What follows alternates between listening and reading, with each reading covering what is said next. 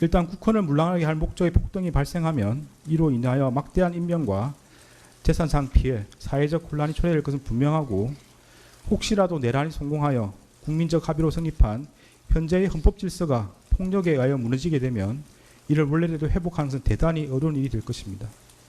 따라서 그러한 내란 행위를 사전에 차단할 필요가 있고 이러한 목적을 달성하기 위해서는 내란 행위에 가담한 사람들을 무겁게 처벌하는 것이 불가피합니다. 주문.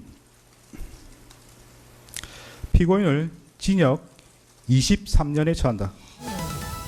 핫한 뉴스 발빠르게 M스피드. 한덕수 전 국무총리가 내란 중요 임무 종사 등 혐의로 징역 23년을 선고받고 법정 구속됐습니다. 그러자 윤석열 정부 당시 여당이었던 국민의힘의 반응에 관심이 모였는데요. 박성훈 수석 대변인은 이번 1심 판결을 원칙적으로 존중한다는 원론적인 입장을 내놓았습니다. 하지만 오늘 나온 국민의힘 중진 의원과 최고위원의 인터뷰를 보면 공식 입장보단 조금 더 판결에 불만이 있는 모습인데요. 차례로 들어보시죠.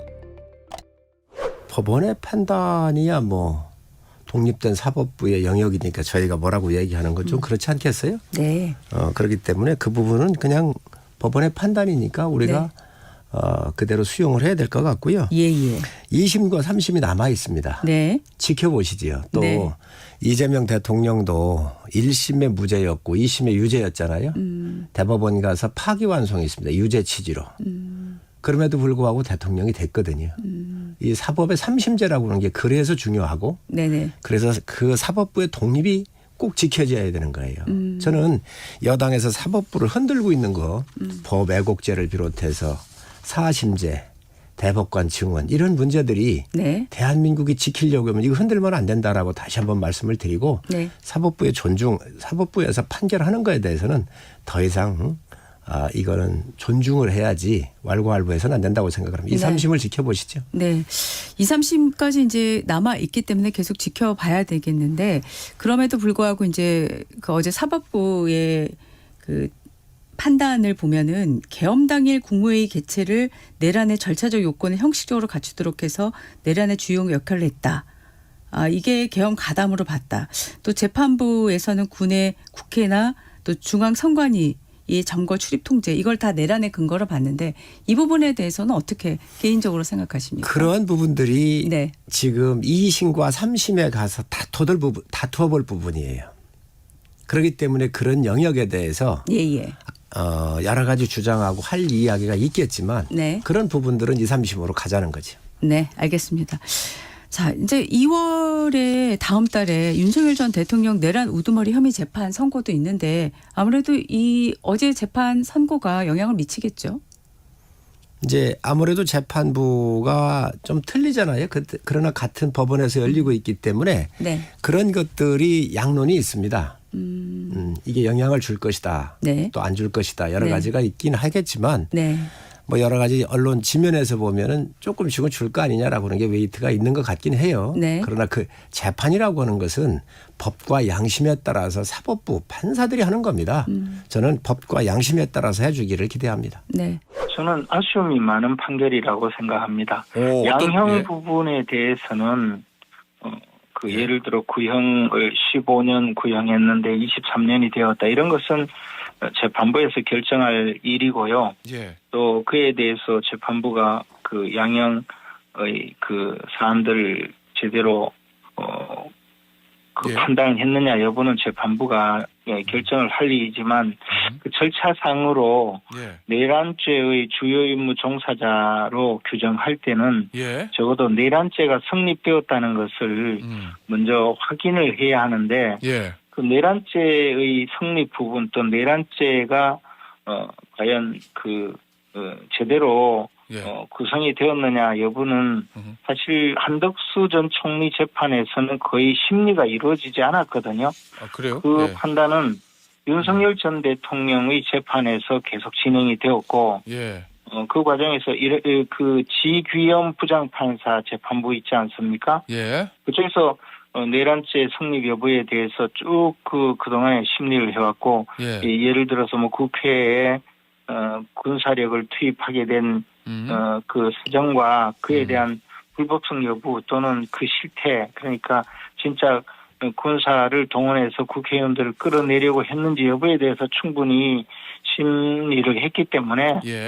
또 그 판결이 얼마 남지 않았거든요. 결론이 예. 이미 구형까지 완료된 상태이기 때문에 그 판결의 결과가 나오면 적어도 그 판결의 이 결론을 보고 또 그 판결이 내려진 소송 기록을 예. 이번 그 한덕수 재판부에서 전부 송부 촉탁을 해서 그 기록을 받아보고 그 결론이 맞다고 보면 그때 내란죄 성립 여부를 결정해야 하는데 예.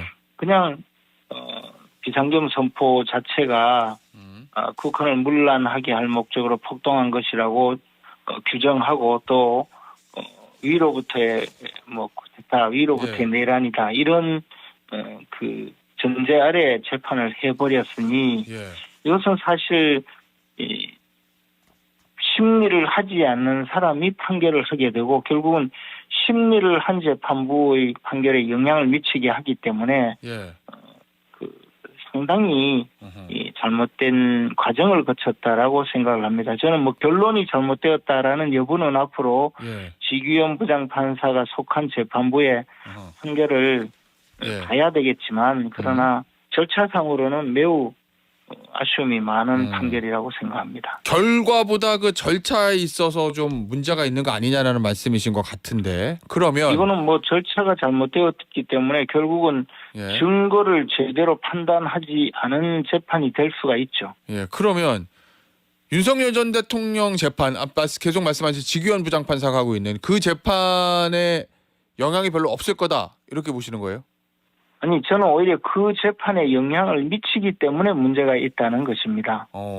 그러니까 예. 내란죄 성립 여부에 대해서는 예. 지규현 부장판사가 지금 1년 가까이 재판을 해왔거든요. 예.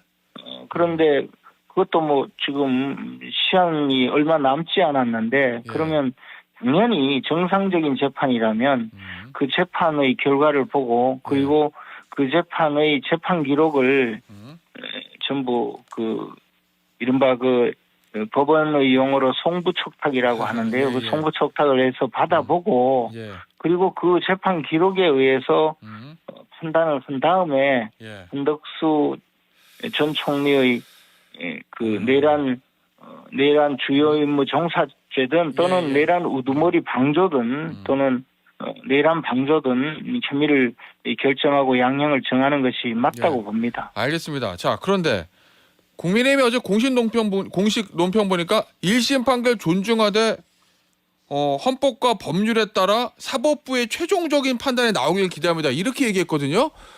의원님, 이거 무슨 얘기입니까? 헌법과 법률에 따라 사법부의 최종적인 판단이 나오기를 기대한다.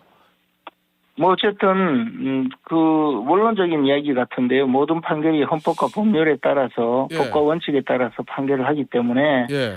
뭐 그에 대해서는 앞으로 판결이 헌법과 법률을 따르겠지만 예. 저는 이번 판결 자체가 예. 뭐 결론을 가지고 제가 논란을 벌이기보다는 예. 무슨 말씀이신지 알겠습니다. 이런 예. 절차적인 측면이 결국은 증거법 전체의 문제가 예. 되고 예. 또 국민들에게는 마치 이것이 모든 것을 결정하는 듯이 영향을 예. 미치게 되니 예. 그것이 잘못이라는 취지입니다. 의원님, 근데 이 야당의 국민의힘의 공식 논평이요. 뭐 1심 판결 존중한다고 하긴 했지만 헌법과 법률에 따라 사법부의 최종적인 판단이 나오길 기대합니다. 이거 뭐 원론적인 얘기라고는 하시지만 듣기에 따라서는 이거 2심, 3심 대법원 가면 뒤집어질 수도 있는 걸 우리는 여전히 무죄를 기대하고 있어. 이렇게 들리기도 하거든요.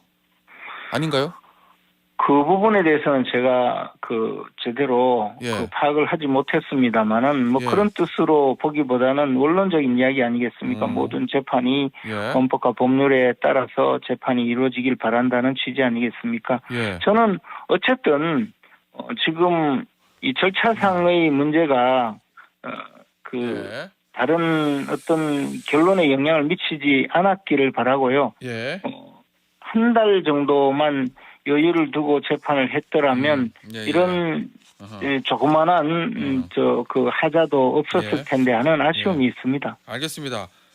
한지아 의원이 이렇게 얘기했어요. 저 개인 페이스북에 이제라도 윤 전 윤석열 전 대통령에 대한 제명 조치를 통한 절연과 국민에게 진정성 있는 사죄를 해달라. 일단 재판부에서 비상계엄을 내란으로 판단했으니 윤석열 전 대통령도 제명 조치해야 되는 거 아니냐 이 얘기거든요. 어떠세요? 지도부시잖아요. 우리 당 당원이 아닌 사람을 제명하는 방법이 있는지 묻고 싶습니다.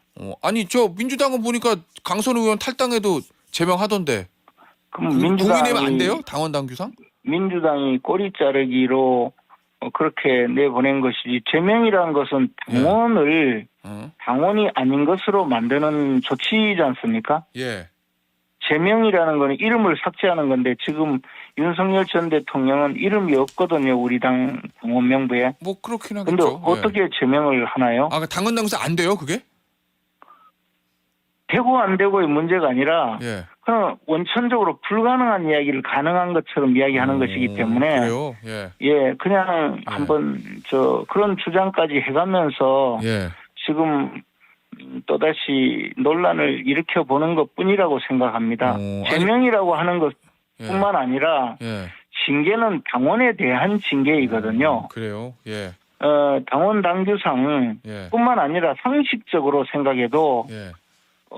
당원에 대한 징계라는 규정으로 제명도 있고 출당 요구도 있고 당원권 정지도 있고 경고도 있습니다. 그런데 당원이 아닌데 어떻게 예.